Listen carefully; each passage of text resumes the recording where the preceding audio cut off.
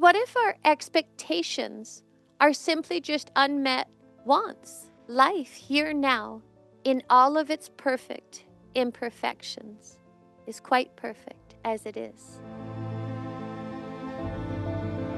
Somehow in our society, it's become so promoted, cultivated for us to cancel human beings, to cancel our parents for being human. I don't know, I'm a mother today and we have a daughter that's 4 years old, and I find from this understanding, I thought I knew what it meant to be a parent. I had no freaking clue. It's legit, it's real. And the labels, stubborn or narcissist or she's this, and we disconnect. We literally separate from our loved ones. We fragment ourselves internally, mentally. What? Because a human being missed? Because a human being, our parents or somebody made a mistake, or they screwed up, or they didn't love me the way that I wanted to be loved. Well, I don't know about you. Try being loving 100% of the time.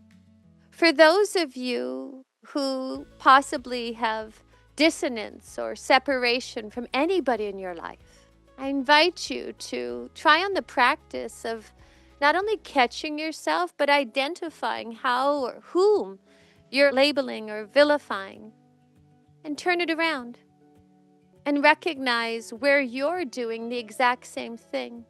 Tony always says, trade your expectations for appreciation. And that is a reality.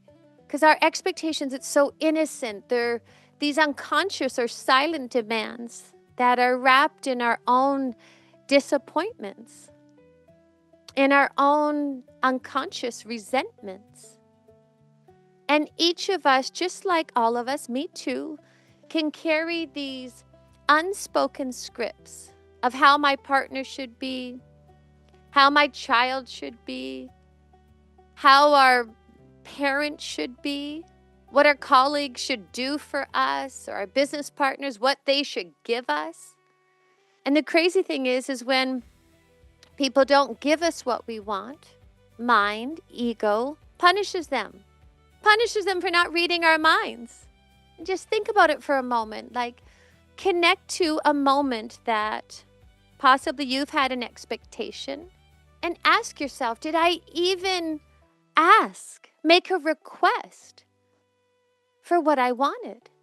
Because what if our expectations are simply just unmet wants?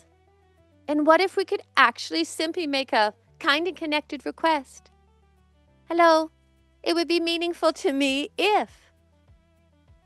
Because if I'm demanding without, or expecting more accurately, and not asking, that's absurd, because then we walk around in our lives and relate to people that we love, and we have these expectations for people to have this behavior. And then when they don't, we demonize them. We make them wrong. We disconnect from them. We disconnect from our own inner love and joy, our own inner clarity and peace and freedom. It's really absurd. This one really amazes me, because putting this one to practice, it has completely shifted how I relate to the people I love. So here's the simple shift. If you have a want, if you want something, simply make a request, not a demand, an invitation. And it could sound like this. Honey, you know what? I was frustrated early, and I just recognized that, number one, I'm sorry for my tone of voice, how I was behaving or how I was relating to you. It probably felt cold and disconnected.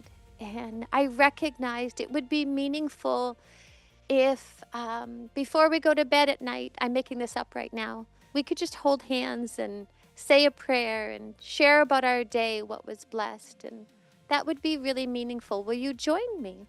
Who commits to at least trying some of these practices on? Noticing your disappointments, finding the hidden expectations, and simply transforming them into a loving request.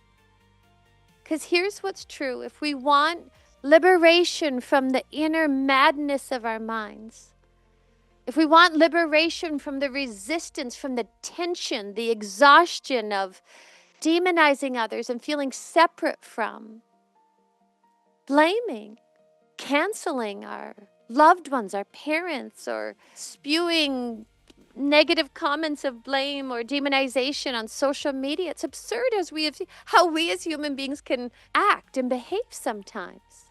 Each of us has to say enough of this. I choose. I'm going to take responsibility and recognize that it's me. And here's some of the inquiry that I find really helpful. What's blessed in this situation? Just ask yourself, where's the good in this situation? What's the miracle? And possibly even a more of a, not challenging, but at times harder one is, in the midst of your grief, in the midst of your loss, in the midst of your pain, in the midst of your disappointment, that's really when we become a hunter, a discoverer, to become curious and really connect to the medicine for us, the gift for us. It's my experience, that's where our life really changes. Because life and the pain of it, the loss of it, times the death of it, the diagnosis of it, from cancer to dementia to divorce to loss of job. On the other side of it, I think the transformation of it or the evolution of it is, am I more humble? Am I more of my true nature? Am I more sincere? Do I have more compassion, recognizing, wow, I'm not so different from this person that I've been demonizing, or these people that I've been demonizing, these group of people, because that's what's playing out on the world stage, isn't it? It's innocently where we can all fall asleep at times. Because reality is really inviting us to notice that life here now, in all of its perfect imperfections, is quite perfect as it is.